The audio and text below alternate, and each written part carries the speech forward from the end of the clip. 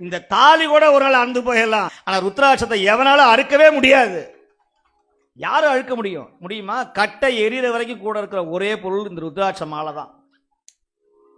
அதனால திருமுறையை பாடினா வாழ்க்கை ஓஹோன்னு இருக்கும். அதுக்கு உதாரணம் நாங்களே இருக்கோம். இன்னைக்கு நிறைய பேர் திருமுறையை பாடினவங்களாம் சிறப்பா இருக்கிறாங்க, தமிழ் வேள்வி செய்யறாங்க, கும்பாபிஷேகம் பண்றாங்க, நல்லா இருக்கிறாங்க.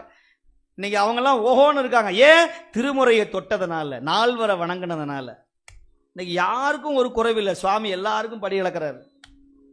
யாராவது சொல்லுங்க பார்க்கலாம், நான் சிவனடியார மாதிரி வீணா போனேன்னு நன்றி கட்டு ஓடி இருப்பாங்க. அது வேற விஷயம். கல்யாணம் வந்திருக்காங்க, குழந்தைகள் வந்திருக்காங்க, குடும்பத்தில் சண்டை வந்து எல்லாரும் நிம்மதியா இருக்காங்களா இல்லையா? தேவாரம் பாட பாட அற்புதம் நடக்கலன்னு சில பேருக்கு கொஞ்சம் தாமதமாகும். அதுக்கு கொஞ்சம் பொறுமையா இருக்கணும், நம்பிக்கையோட இருக்கணும். பதிகம் இன்னும் அதிகமா பாடணும். நம்பிக்கை இல்லைன்னா ஒன்றும் பண்ண முடியாது. எனக்கு மட்டும் ஏன் வரல, எனக்கு மட்டும் ஏன் வரல. சில பேர் பேரனுக்காக இந்த அம்மா வேண்டிக்கும், உங்க பசிக்காக அவன் சாப்பிட்டா பசி போகுமா?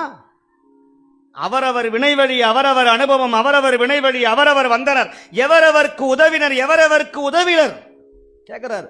யாரு யாருக்கு யார் உதவணும், யார் யார் உதவக்கூடாது, யார் யார் கூட சேரணும், யார் யார் கூட விலகணும்னு பெருமான் போட்ட கணக்கு அது.